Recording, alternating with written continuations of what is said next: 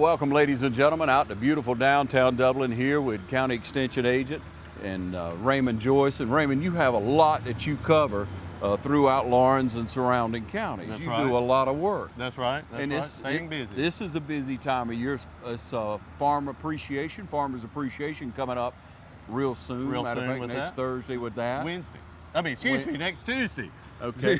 Farm Appreciation coming up next Tuesday. November 26th. Yeah. 12 noon at the First Baptist Church. Yeah, it hadn't been the greatest of years with the rain and all of that. No, it's been a tough year for farmers. One, all over the country. One, we were too dry. To our Midwest and North, they were too wet, and so we're facing that. We had 100-degree temperatures in May. September was hot and dry, so it affected our crops that way. It was pretty tough on farmers who did not have irrigation, and that's what we saw there. So, but tough year. But we can always look forward to next year. That's right. That's a farmer's Optimistic, life. yes. When it's good, it's good. When it's bad, it's not so good. That's right. But we're here today, ladies and gentlemen, to share with you some of the trees of Dublin. We want to be able to share with you some of the most beautiful color that we're experiencing right now. Right. And we have a tree right behind us now, Raymond. These beautiful trees right around the Carnegie that's been planted here by the city of Dublin to beautify downtown. What are these trees? These are ginkgo trees, or what we call ginkgo biloba. These are ginkgos that are planted. There are two types. There's male and female, and all of these are male. You don't want to plant a female because they produce a fruit, and that fruit stinks real bad. And so a lot of times people can't figure out until they start basically going through puberty, and then you have the fruit appears, and by that time you need to cut the tree down. But most nurseries now are just selling the male trees. These are beautiful. They have this beautiful golden color. These are actually, when you look at trees as a whole, this is a very, very old tree type or species of it, because the ginkgos have been around for a long, long time, and even in prehistoric times they have found them. And it's an old tree, very slow growing. These have been planted now probably 10 years, and you can see the height, very slow growing, but once they can reach 60, 70 feet. Beautiful gold. If we have a frost comes in overnight, you may have a beautiful color like this and come back the next day and they're all on the ground. Yeah. Because the frost will just knock them off. Yeah, that's why we wanted to get on out now, Raymond, because the leaves are falling and a lot of this beauty will go away when that first hard freeze hits. That's right. What about the trees that line downtown? The trees downtown in front of the stores there on Jackson Street, those are what we call lacebark elms. They are, as they mature, you'll start noticing that mottling on the trunk and all. They have a very tiny leaf that falls, but right now they're giving you that, not as bright yellow as this, but yellow enough that you can see the change there. But beautiful tree, and the beautiful bark is so nice during the wintertime is because you see that that exfoliation and mottled look there that you see. So about how big will those trees get? Those trees can get 60, 70 feet tall too. Now in this space that they're planted here, they're probably not going to get that spot that big because the constriction of the concrete and root system and all. But if they're in an area where they just have openness, on campus at the University of Georgia near the old pharmacy school, there's some there that are, probably 6, 70, 80 feet tall probably. They're huge, in size there.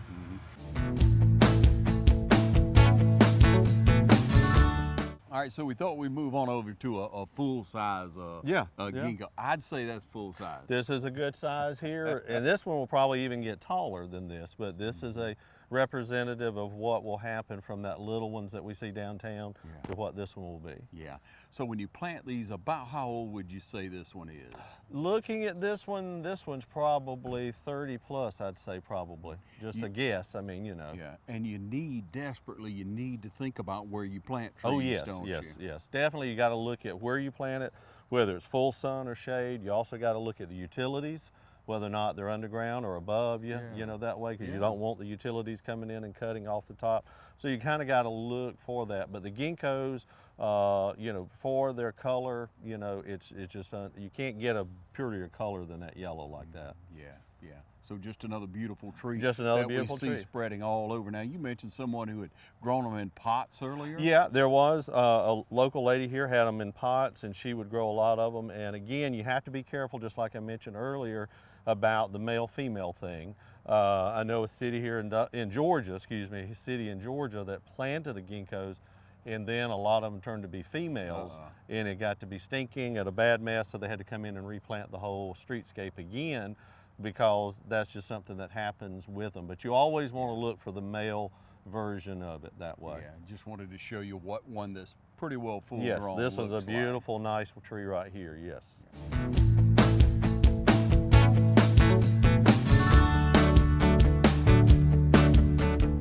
All right, now Raymond, we're in front of another tree of Dublin. Tell us what that is. This is a red maple, even though it's got the yellow look to it this fall, but the red maples will sometimes have the yellow fall color. Sometimes they will have a brilliant red color to them as well. This is Acer rubrum, to throw that name out. This is the actual, these can be found, some people call them swamp maples too, because they're down in the swamp and all, but these are a native tree. And great tree to use. Again, choose the right location, full sun. You want it in a well-drained area, you know, and consider the height, because these can get quite tall. Yeah. So this is indigenous of the area. Oh yes, yes, great. It's going to be very hardy. Right, right. And that's what you want to look at in using plants, particularly trees, is look for those that are native to our area, because they have the genetics to withstand the too warm, too dry, back and forth, or too hot, we should say, with that. Yeah. Got to think about that. And as you say, always plant so it has plenty of room. Plenty of room and everything like that. Dig the hole 2 times as wide as the root ball. You know, you don't have to dig it as deep, but dig it wide enough. Spread those roots out, you know, break the root ball up a little bit and go in there. And just put the regular soil back in. You don't want to add any amendments or anything like that in it. Just use the native soil that you dug out of the hole.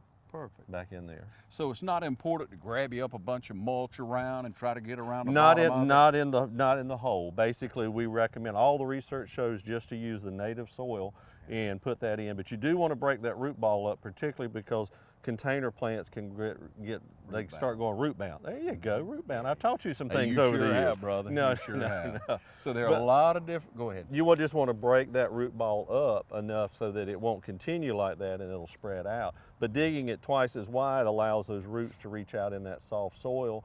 And then the mulch, though, put on top of the soil. Yeah. Put on top of the ground, put some mulch around it, and that's your choice of what you use with that. Yeah, not in the hole. Not in the hole. Just use that native material that you dug out.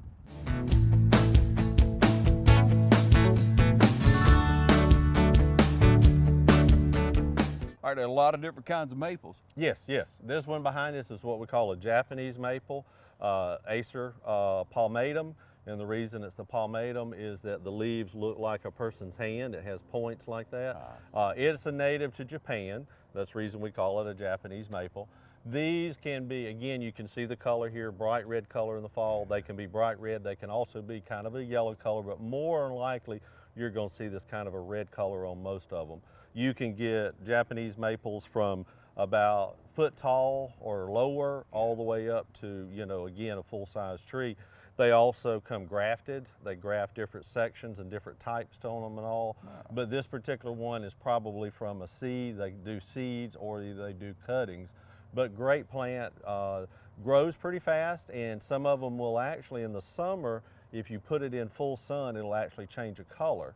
So again, to where you place it, it may be, you may buy it as a green one, and it may turn more of a little purple or reddish color in the summer, but if you move it into a shade, it may go back green. So it can change colors. Beautiful fall, nice tree.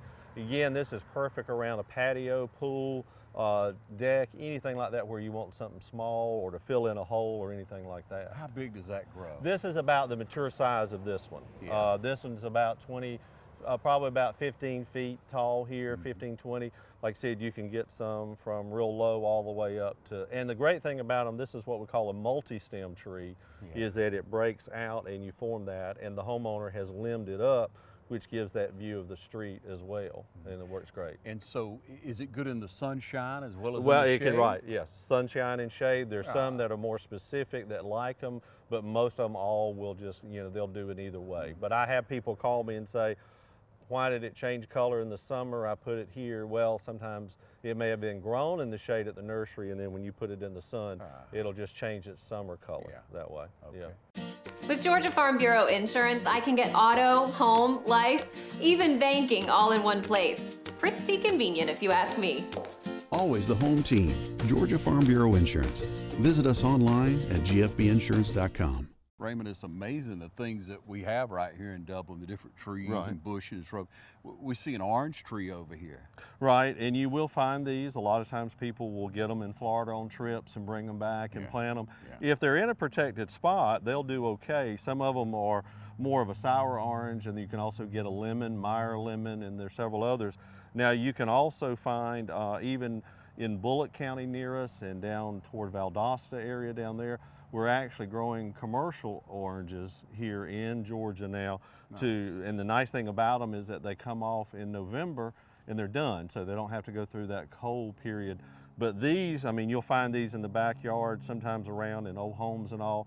And you know, I've had people do lemons and bring us lemons and made lemonade with them, oranges, grapefruits even, will get that size. Keep in mind, if you plant these seeds, that's always the question I get. If I plant these seeds, will it come back to be an orange? It will come back to be an orange or grapefruit or whatever, but it won't be the same as what it was because, again, these are grafted or, you know, from cuttings and grafted onto a rootstock. A lot of times you'll find these old ones that will have a lot of thorns on them, particularly the rootstock. If the top dies back, the rootstock will come out and it'll have, it's called a mock orange, and it will have a lot of thorns on it, probably 1 inch, 2 inch thorns on them. And you'll see that pop up around too. But great thing to do, you can put these in containers, you can put them in the yard in a protected area and just have them as a novel thing. And as we see in our background of us, there's a lot of oranges on that tree. Yeah. And So then- shaded, you mean by protected? Well, protected, not, you want full sun, but you want that protection from the winter winds and all. Okay. And these trees above it where it's around kind of gives it that protection. More good advice. Yeah, well, thank you.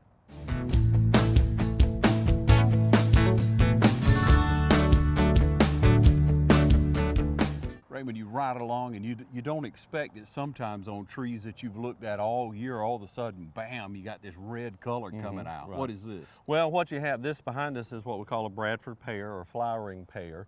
And the reason being is that the trees, that green color, which is the chlorophyll in the tree, the leaf, the chlorophyll, these reds and yellows and other colors that we see are always in the leaf, but the chlorophyll is so dominant. And as the temperatures cool and the sunlight changes, but the temperature is cooling, that chlorophyll begins to break down. And that's when you start seeing all these red and gold and yellow colors start to appear because that chlorophyll is not dominant anymore. And that's just a natural process. A lot of times we see, you know, we wonder why the colors are good one year and not good the next year. A lot of that is just due to the weather conditions. You know, if we have it can be dry, wet, all of those conditions, hot, cold, can make the colors change, you know, that way. But you don't have to go all the way to the mountains to see fall color. You can stay around here in Lawrence County, around Middle Georgia. If you go up 16 or down 16, or even all the other highways, you can see a lot of fall color around that way. But now the Bradfords, you know, there are other trees that will do just as well as the Bradford. The Bradford tends to break apart in age. Basically, we were talking earlier off camera about age. Trees reach a certain point, and then they start to begin downhill, just like we do. We reach to our certain point of age, and then we start having all these health problems, you know. And that's the same way with a tree. A tree reaches its point and it's just not going to get any bigger. It's just going to stay there and eventually decline. And you mean the body of it, the bark? The body of the it, tree you know, when you splits. see a pine tree that's 70, 80 feet tall, you know, and it's a good, you know, good diameter tree around or that way, it's not going to get any bigger at a certain point. It's just going to basically maintain itself. And then, you know, depending on where it is, it can be a liability or it cannot be a liability. It just depends on where the location is. And on this Bradford pears, you were saying they're very common when they get older to split. They split in storms, you know, with it, particularly the Bradford pear. There are others. The Bradfords are actually sterile, but the newer flowering pears, those actually, the fruit will sprout everywhere. But, and that's the reason a lot of times that you don't see them as one because they split. But these newer ones, the only problem with those is they spread out and cause problems in the wild, and they become what we call feral pears. In that way. But again, look at there are others options. Just like if you want this bright red color, go with what we've already seen on the show with the red maples or the Japanese maples. Dogwoods have that red color as well. But the Bradford pear is certainly a tree you see all over. Oh, you see all over, yeah. It's not that available anymore in the marketplace per se, but you can see where it's been planted around the county and in the city as well. But they do begin to fall apart at some point.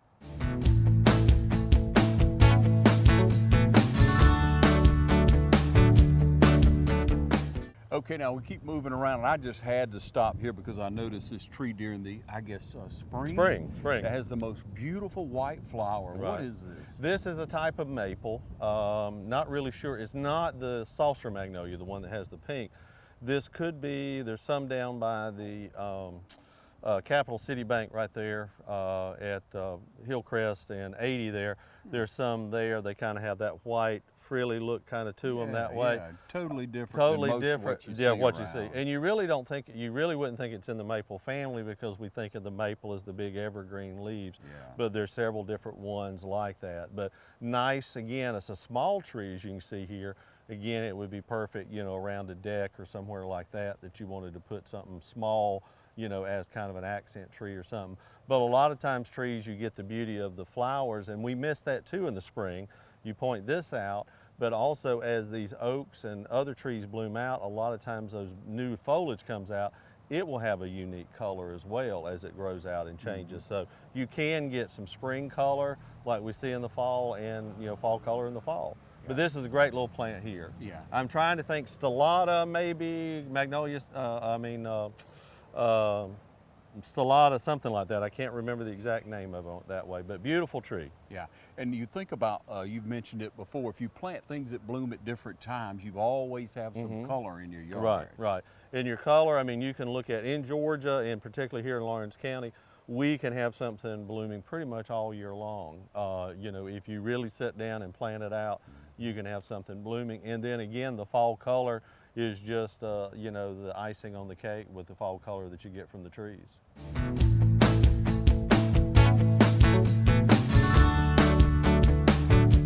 All right, now we move on to some different types of trees all through the city of Dublin, and this is one that's been planted to me over the last, I guess, 15 or 20 years. I've seen it really show up in different places, but the bark is beautiful.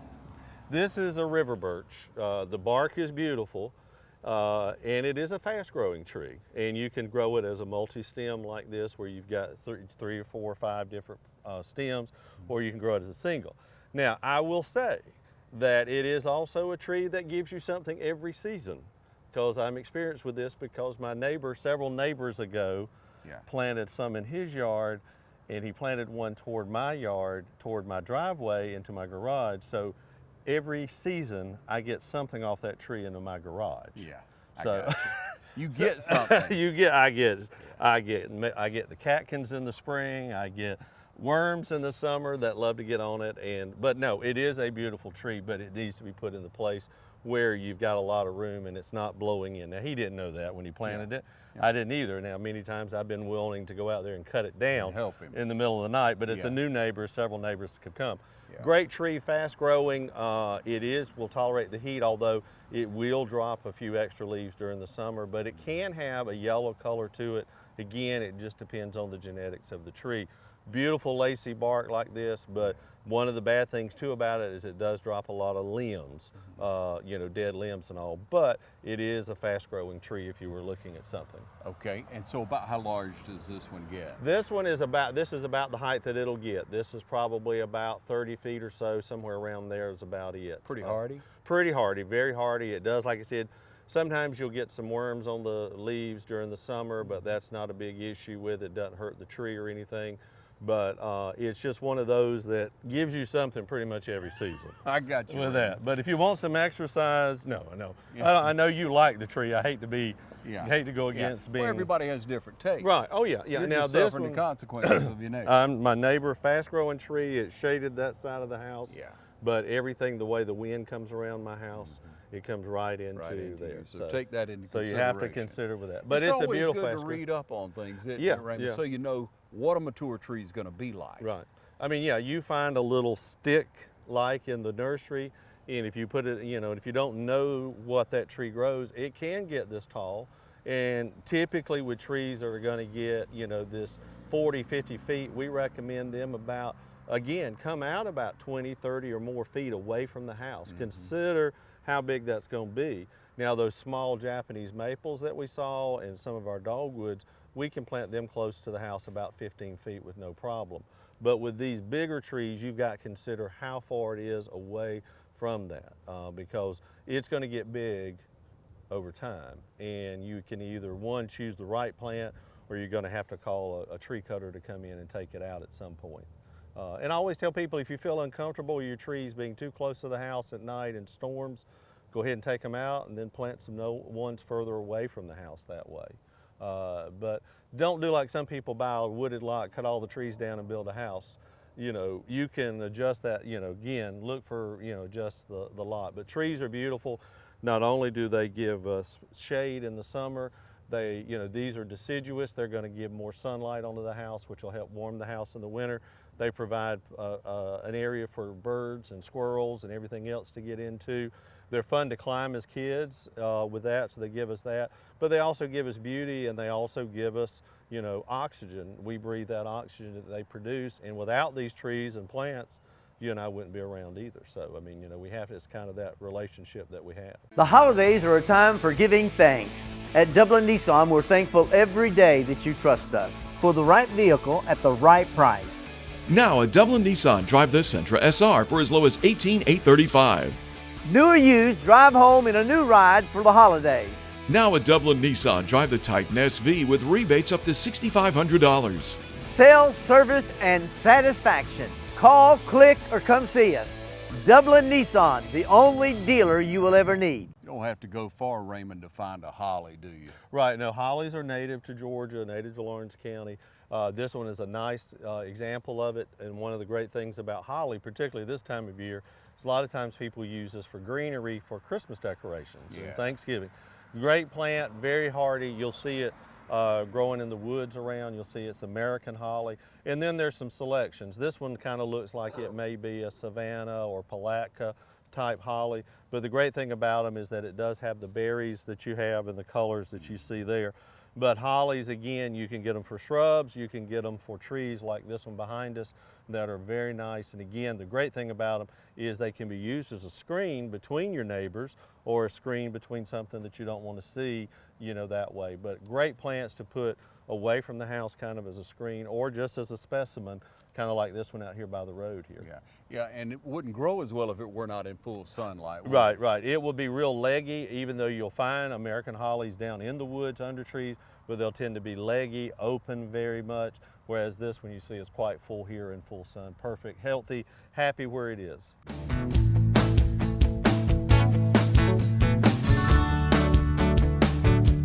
You know, we love brilliant colors, and we come around on a beautiful sunny day like this, and it seems like late in the day, the more the sun gets down, the more that brilliant it just shines through those leaves on the trees. So if you can, ladies and gentlemen, get out and take a ride and enjoy the beautiful scenery around Dublin and Lawrence County. We really are blessed, and we see trees like this one behind us. Now, what is this? Right, this behind us is a hickory, and it's a native tree as well.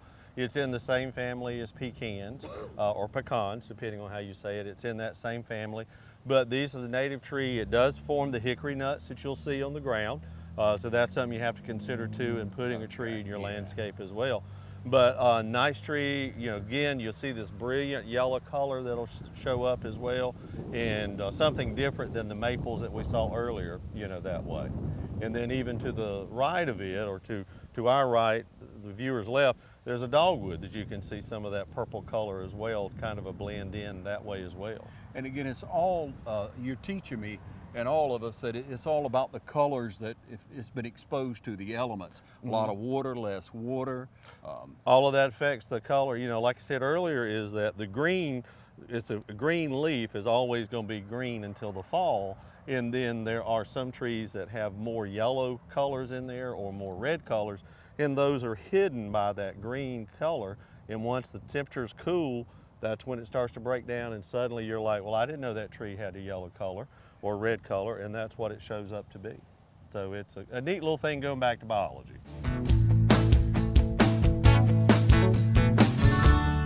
So we make our way on around and we see all kinds of different trees around Dublin. Now this is one that you'd almost think when you see it, that tree's dead. Right, right. And this time of year, it gets this color. This is a cypress, and there's several different types. There's I have to really look and pull out the book on these to tell you the difference between them. But this is a cypress. It does great along the waters we see here, but also it will grow on the upland areas. If it will tolerate dry conditions. It's unique in that it'll do that. Some of these do get the knees that you see growing, you know, in the water area and all around as well. But it has a green color, but this is its fall color as it turns. And like you said, you would think it's dead, but it's actually just its color. Now it will turn kind of a yellowish color and then that rusty color and then die off from there that way. Yeah. But it's just you've got the beautiful color, but it's great around a pond like this, an area. Yeah. But like I said, you can see it. I've seen trees like this up in Berry College, you know, that you wouldn't think they would survive up there, but they do around a pond. But it's a great feature to add. You know, weeping willows we generally think of around ponds, but the cypress like this are very nice that way. And we're not talking about the Leyland cypress or anything. These are kind of a ball cypress, and there's a pond cypress. And then we have another one that's not native that you'll see around. There is another type. It's actually not really a cypress, but it's more tall and upright. We really don't see them around here. I see them more up in the Atlanta area. Mm-hmm. But evergreen tree, well, it's not evergreen, excuse me, because it's turned brown. But some of them, you can get cypress that are evergreen, but most of these that you see, the pond and the bald, are going to turn this color. Yeah. Raymond, thanks so much for today, for sharing. You're welcome. Now, if people have a question, could they just maybe snap a photo and send it to you? Yeah, I get a lot of that now with technology. We get a lot of that through our email, through my phone, you know, work phone. We get a lot of that. We get people who will send us a text or email it that way. Yeah, that's so a they great can do way. that, or just they can take the pictures if they don't. Some people get challenged with sending stuff. They'll take the picture and they can just bring it by the office. Mm-hmm. Your office is located? Well, our office is located at Telfair Street, 1511A Telfair Street. Our phone number is 272-2277, and my email address is rjoyce@uga.edu. Very simple to remember there, and just shoot us a picture or any question you might have. Thanks for your and time, thank you for Raymond, TV so 35. much. Thank hey, you, Ron. And go Dogs. Go Dogs, that's right.